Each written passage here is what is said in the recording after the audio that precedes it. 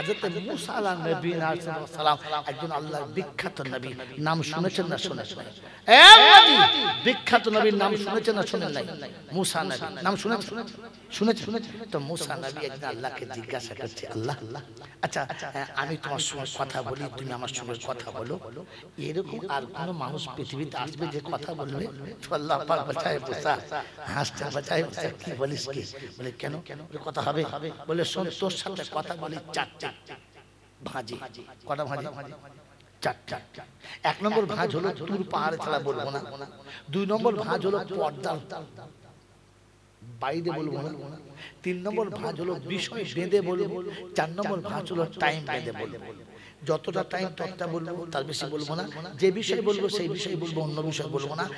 তিন নম্বর হচ্ছে পর্দার উপরে হবে। কটা পর্দা জানিস? বলে কটা? বলে ৭০,০০০ পর্দা। কটা? একটা পর্দা থেকে আরেকটা পর্দা কত দূর? ১ বছরের রাস্তা। তাহলে কত হলো? ৭০,০০০ বছরের রাস্তার এপারে তুমি, ওই পারে আমি। আর ৪ নম্বর হলো তুর পাহাড়ে গেলে কথা হবে, তা না হলে হবে না। সায়াতি উম্মাতু হাবিবি, খুব তাড়াতাড়ি আমার হাবিবের উম্মত আসছে, তাদের সঙ্গে কথা বলবো। লা হিজাবা বাইনাহু ওয়া বাইনা আবদি, আমার আর আমার বান্দার মাঝখানে কোনো পর্দাই থাকবে না। যে বলেন না সুবহানাল্লাহ, পর্দা থাকবে না। বলে আর কি? বললে তাদের সঙ্গে কথা বলবো, টাইম ঠিক থাকবে না, সে যতক্ষণ চাইবে ততক্ষণ বলবো। তাই? বললে হ্যাঁ। বলে আর কি? বলে শোন, কোনো বিষয় থাকবে না, যে বিষয় বলবে সেই বিষয় বলবো। আর কি? যেখানে সে চাইবে আমি সেখানেই বলবো। আমি টাইম বাঁধবো না, বিষয় বাঁধবো না, কোনো জায়গা বাঁধবো না, আর কোনো পর্দা। সুবহানাল্লাহ কালকে বলবে। এই সময় তো সুবহানাল্লাহ বলার দরকার ছিল। হ্যাঁ বাবাজি রাসূলুল্লাহ। তো মুসা বলছে আল্লাহ এত সুযোগ? বললে হ্যাঁ। বলে একবার আমাকে ওই উম্মতে পাঠানো যায় না? বললেন না, কাদ সাবাকাত লাকুম, তুমি অনেক আগে চলে এসেছো, আর ব্যাকে যাওয়া, ব্যাকে যাওয়া। তো বলছে আল্লাহ ঠিক আছে, যখন হবেই না তখন একটা কাজ। বলে কি? বলে একবার তাদের সঙ্গে কথা বলা যাবে? বলে তা যাবে। কথা বলা যাবে? তা বললে হ্যাঁ যাবে। বলে আল্লাহ চলো না যাই। তো আল্লাহ পাক রব্বুল আলামিন আলিমুল আরওয়াতে গেলেন মুসাকে নিয়ে। কথা দিকে শুনেন, ওরা তো গল্প করছে। কি বলছে? আবার সেই কেলেঙ্কারি। হ্যাঁ আচ্ছা, বিয়ের পরে যদি কেউ ৬ মাস বাদে বলে আর একবার বস সাজবো, হবে? হবে? এদের সেই অবস্থা। প্রথমে সাজাতে হতো। কথাটা শুনে মজার কথা এসছে, সেই সময় মজা করতে। কি বললেন বলে যে কথা বললে হতো। তো আল্লাহ বলে তা তখন আসে না, চলো। মুসা নবীকে নিয়ে আলিমে আরওয়াতে গিয়ে আল্লাহ পাক ডাকছেন, ইয়া আইয়াতুহাল আবদি উম্মাত আইনা আইনা উম্মাত হাবিবি, আমার হাবিবের উম্মত কোথায়? তো আওয়াজ দিচ্ছেন লাব্বাইক আল্লাহুম্মা লাব্বাইক। মুসা একদম অবাক, ও আল্লাহ এই কি? আমি নবী জানি না তো। বলে কি? বলে এই রকম জবাব আমি জানি না। বলে হ্যাঁ হয়েছে তো? বলে হ্যাঁ হয়েছে আল্লাহ, কিন্তু। বলে আবার কিন্তু কি? আবার কিন্তু কি? বলছে আল্লাহ এই কথা আমার খুব পছন্দ। বলে শোন, তাহলে এই কথাটাকে স্মৃতি রাখতে হবে। বলে ঠিক আছে, আমারও পছন্দ। কিয়ামত পর্যন্ত যারা আমার ঘরে আসবে এই শব্দটা বলতে বলতে আসবে। এখনো যারা উমরা কিংবা হজে যায় কি বলে? লাব্বাইক লা শারীকা লাক লাব্বাইক ইন্নাল হামদা ওয়ান নি'মাতা লাকা ওয়াল মুলক লা শারীকা লাক। বলে হ্যাঁ বাবাজি, আসল জায়গা এটা নয়, আসল জায়গা এইটা। আল্লাহ পাক রব্বুল আলামিন তার হাবিবকে তার কাছে ডেকেছে। দিদার হচ্ছে মেরাজের মাস, এটা সবে মেরাজের মাস। কালকে একটা রোজা রাখতে পারেন, পরশু একটা রোজা রাখতে পারেন, খুব সওয়াব, খুব সওয়াব। আল্লাহ পাক তার নবীকে তার কাছে ডেকেছেন। মনে থাকবে ইনশাআল্লাহ। অনেক কথা বলা শেষ না, অনেক সব কথাবার্তা বলে মনের দুঃখ আবেগ যা ছিল সব মিটিয়ে জান ঠান্ডা করে চলে আসছে। আসার সময় একটু দূরে এসে ফের ঘুরে মুখটা তাকিয়েছে। আল্লাহ জিজ্ঞাসা করছে, হাবিব কিছু বলবে? বলে না, আপনি বলেন। কোন মনের মানুষ যদি যাবার সময় বলে থাক আর বলবো না থাক, তো তার মনে শান্তি হবে না দুঃখ হবে? বলছে হাবিব না বলে চলে গেলে আমার খুব কষ্ট হবে। বলছে বললে আমার কষ্ট হবে, থাক। আল্লাহ বলছে শোনো হাবিব, সব কথা রেখেছি ওটাও রাখবো, বলো। বলছে আল্লাহ কথা দাও, আমি বললে তুমি না বলবে না? বলতে পারি। এইটা হচ্ছে ভালোবাসার মানুষের কাছ থেকে কায়দা করে নিজের পাওনাটা বুঝে নেওয়া। হ্যাঁ না না, বলছে হ্যাঁ বলতে পারি, কিন্তু একটা শর্ত। বলে কি? বলে আমি বলবো, আপনি না বলবেন না, বলেন যা চাইবো দেবেন। এই যখন বলে ফেলেছে হ্যাঁ দেবো, আর ও যখন বলেছে যা চাইবো দেবেন, এখানে না হবে? হবে না। হবে তাই হবে। বলছে আল্লাহ আমি তো আপনার কাছে এলাম, আমার জীবনের যত দুঃখ ছিল আপনার কাছে বললাম, আপনি আমার দুঃখের কথা শুনে তার এমন বদলা দিলেন, আমার দুঃখ মুছে গেল, আমার জান ভরে গেল, আমি হৃদয় ঠান্ডা করে ফিরে যাচ্ছি। আল্লাহ আমার তো হলো, আমার উম্মতের নসিবে কি এইরকম একটা সুযোগ আসবে? এই বাবা যে আপনি কোন নবীর উম্মত একবার ভাবে, আর সে গিয়ে উম্মতের কথা বলে নাই। এ তো সারা বউ পেয়ে জন্মদাতা বাপ ভুলে গেছে, ছাগল কথা। আরে হ্যাঁ না বলেন, আবার মিলাদ দেয়। বললাম না ইবলিশের ঘরে 40-এর মিলাদ। বুঝতে পারছি কেন বলেছি? রাসূল আরশে গিয়ে উম্মত বলে নাই, আর এই উম্মত বিয়ে করে জন্ম দেওয়া বাপটাকেই ভুলে গেছে, পেটে গর্ভ ধরা মা ভুলে গেছে।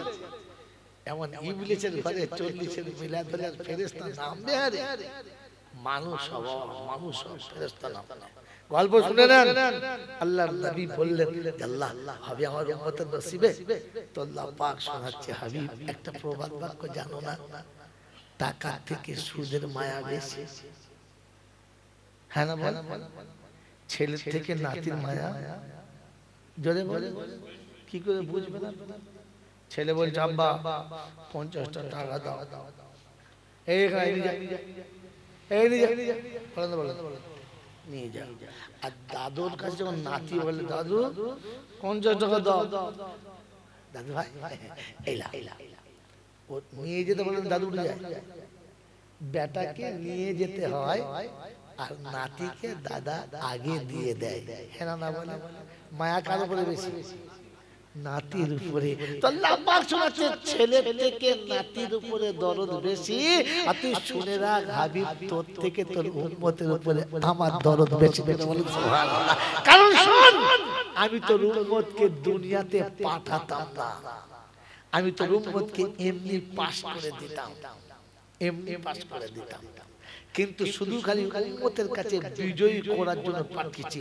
আজ কথাটা বলতে পারছি না, যদি কোনোদিন হারাম এলাকা আসি তো সেটা আমাকে একবার ছুঁয়ে দেবেন যে হুজুর উম্মতে মুহাম্মাদীকে দুনিয়াতে পাঠাতে চাচ্ছিলেন না কেন, সেদিন শোনাবো, আজকে না, টাইম ওভার হয়ে গেছে।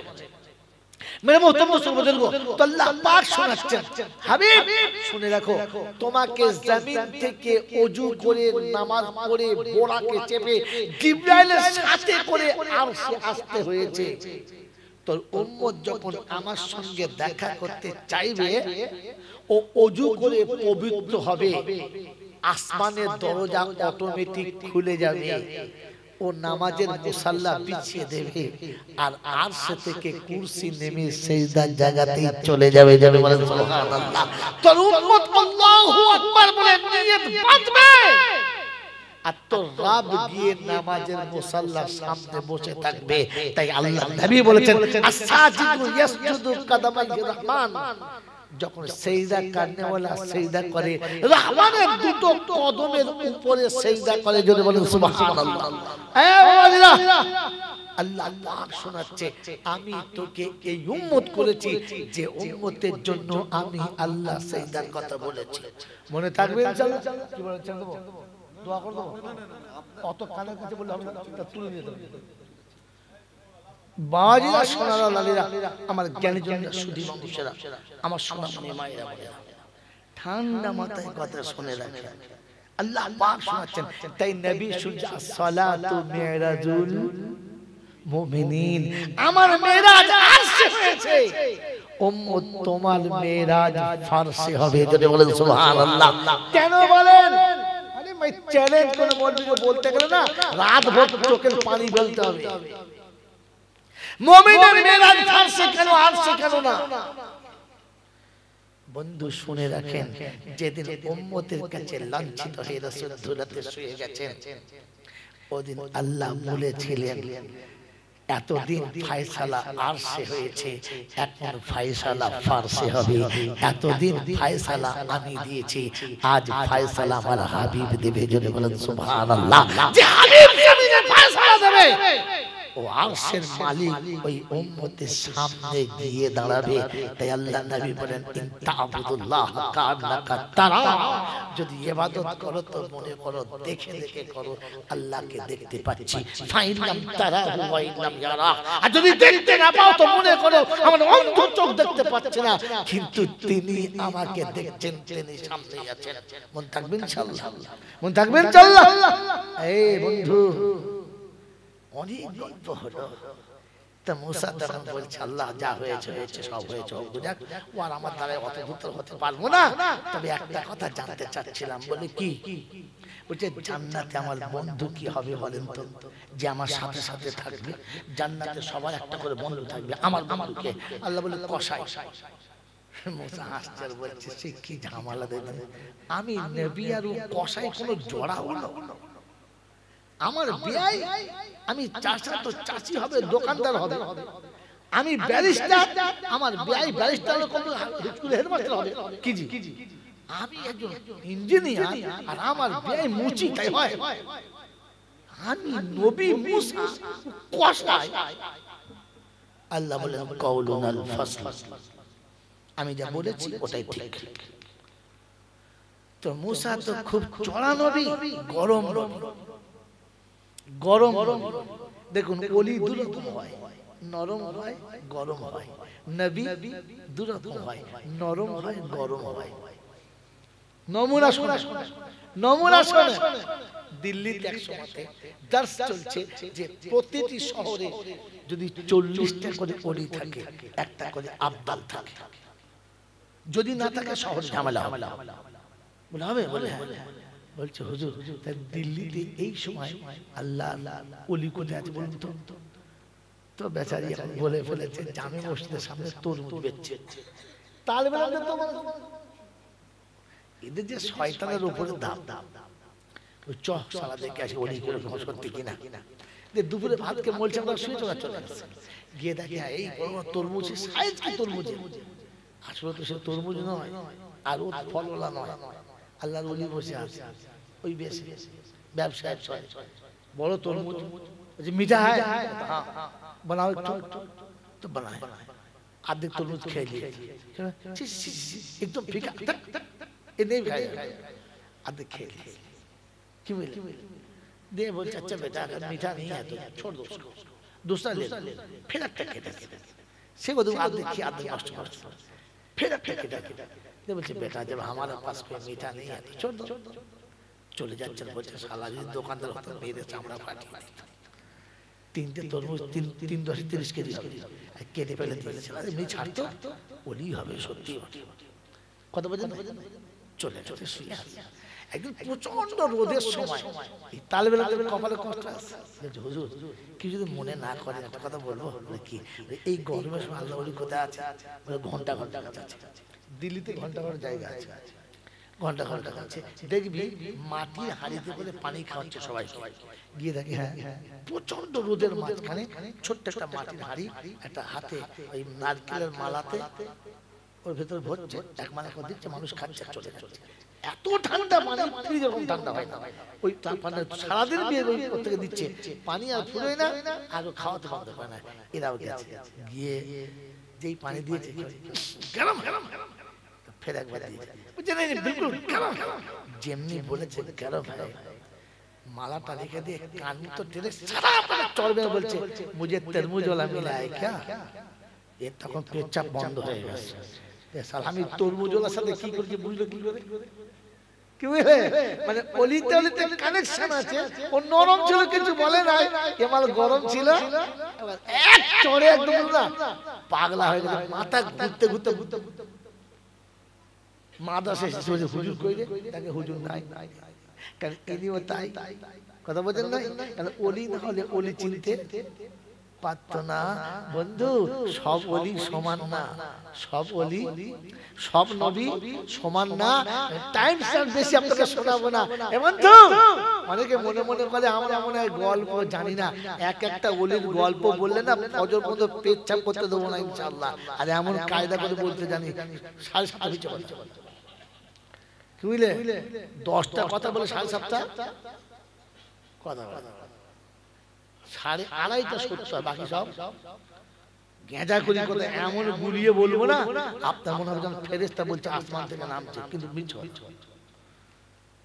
শুনে দেখেন গল্প এই ঘটনাটা যদি আমি মনে করতাম আধ ঘন্টা খেতাম না বাবা যা দিল্লির জামে মসজিদে মাদ্রাসা ছেলেগুলো পড়তো বাবা হঠাৎ মনে মনে করলো আল্লাহর ওলিকে মন দেখতে হবে এই জিজ্ঞাসা করলেন হুজুর গো আল্লাহর ওলি সময় কোথায় আছে বলেন হুজুর আমরা দেখতে চাইছি আল্লাহর ওলি সেই সময় বলেছিলেন বাবা ও বাবা তালবের ওরা তোমরা কি মনে করো না বাবা আমি বলে দিতে পারি বেয়াদবি যেন করবে না ওই দিল্লির জামে মসজিদের এক কোণে বসে বসে এক আল্লাহর ওলি তরমুজ বিক্রি করে বাবা তোমরা গিয়ে দেখবে তাকে এই দূরিও গেঁজা করে সোজা কথা বললে হতো মসজিদের পাশে আল্লাহর ওলি বসে আছে তরুণ হচ্ছে হয়ে গেল তাকে প্লাস্টিকের মতো টেনে টেনে টেনে টেনে জোঁকের মতো টেনে খেলাম ফেরিওয়ালা মাত কথা বুঝে যায় এরকম যখন ফেঁকবে তখন বুঝবে ফেরিওয়ালা ভাই বন্ধ করুন কথাটা গুছিয়ে বলুন আর টেনে টেনে টেনে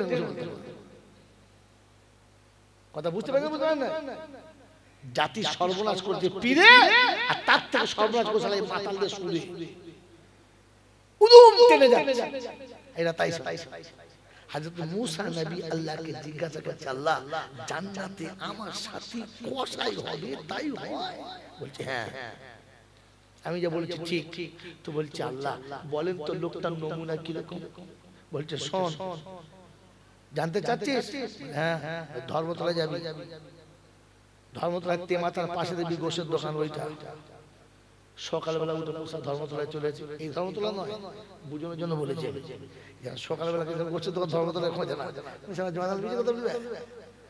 কথা বোঝেন তো মুসা চলে গেছে গিয়ে দেখে হ্যাঁ কষাই মারাত্মক কষাই যেমনি হাইট তেমনি বডি আর গোশের রক্ততে গোটা শরীর একদম ছেবে আছে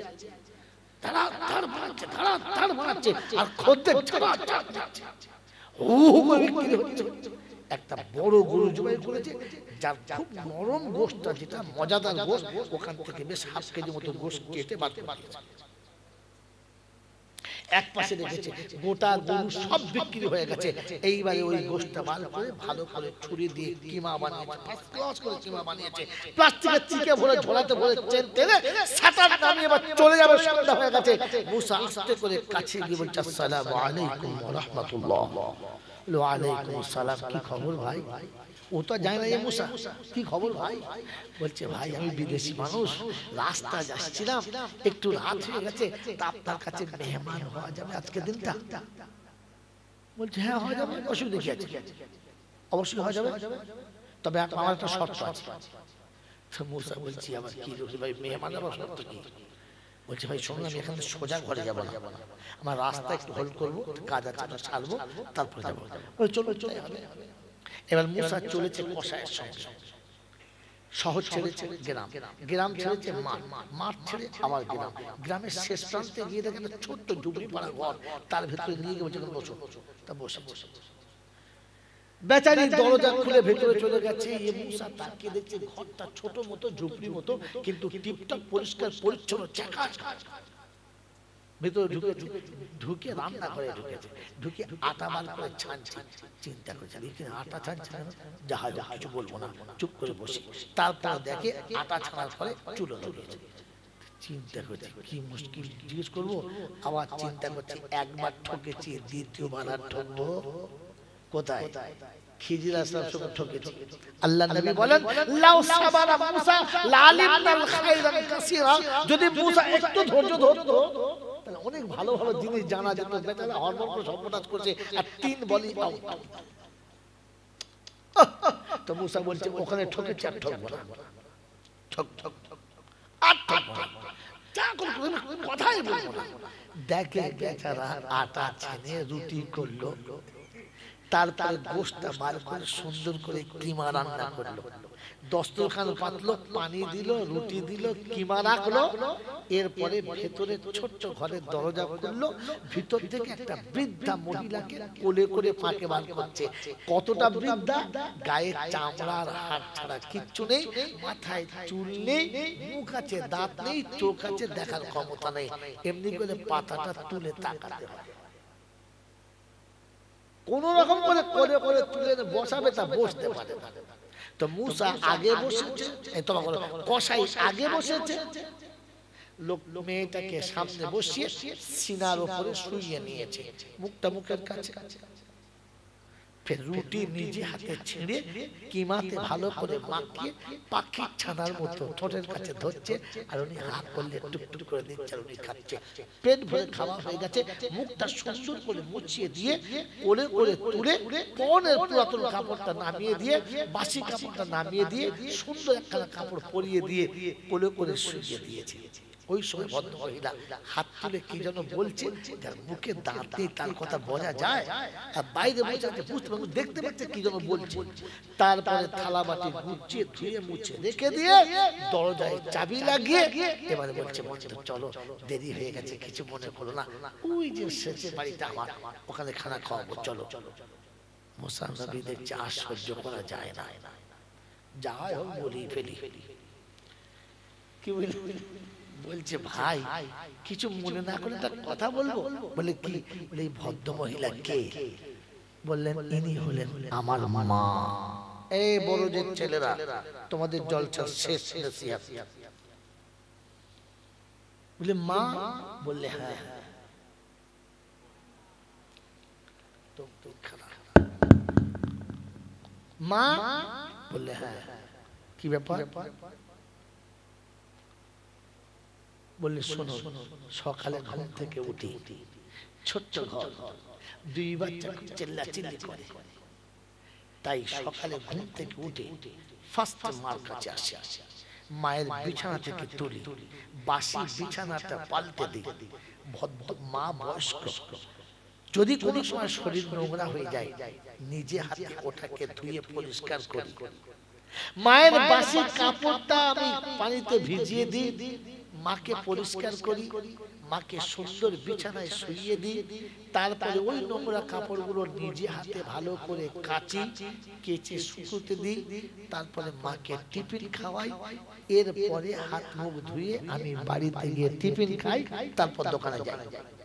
আর দোকান থেকে ফিরে এসে প্রথম আমার মাকে পেট ভরে খাওয়াই, আর তারপরে মাকে আরামের বিছানায় শুইয়ে দিয়ে তবে বাড়িতে যাই। বলে সেটা তো বুঝলাম, একটা কথা জানবো। বলে কি? বলে যখন আপনি আপনার মাকে বিছানায় শোয়াচ্ছিলেন কি দোয়া করছিল? বলছে আরে বন্ধু, বুড়ো হয়ে গেলে মানুষ একটু ভুল বকে, ও ছেড়ে দেয়। বলছে বলেন না, কি বলছো? বলছে পাগল মায়ের কথা আমার জিজ্ঞাসা করো, পাগলের মতো বলছে বন্ধু বলো না কি বলছিল, যা বল বলুন না। তো বলছে তুমিও সেই রকম হয়েছো, শোনো তবে কি বলছিল। আমি যখনই পেট ভরে মাকে জান ভরে খাওয়াই, মা খেয়ে খুশি হয়, তখনই বিছানায় শুইয়ে দিলে হাত তুলে বলে আল্লাহ আমার বাচ্চাকে তুমি জান্নাতে মুসার বন্ধু বানিয়ে দিও। মুসা নবী চিৎকার মেরে বলে পাগল গোসাই, মা পাগল না, আর মুসা তোর বাড়ি মেহমানদারি করে খেতে আসে না। এই অবাক, এটা মুসা বলছে হ্যাঁ রে, আমার আল্লাহ বলেছিল জান্নাতে তুই আমার সাথী হবি, তাই দেখতে এসেছিলাম তুই আমার সাথী হলি কি করে। তুই কসাই আর আমি নবী, আমার সঙ্গে জান্নাতের সাথী হলি তো হলি কি করে?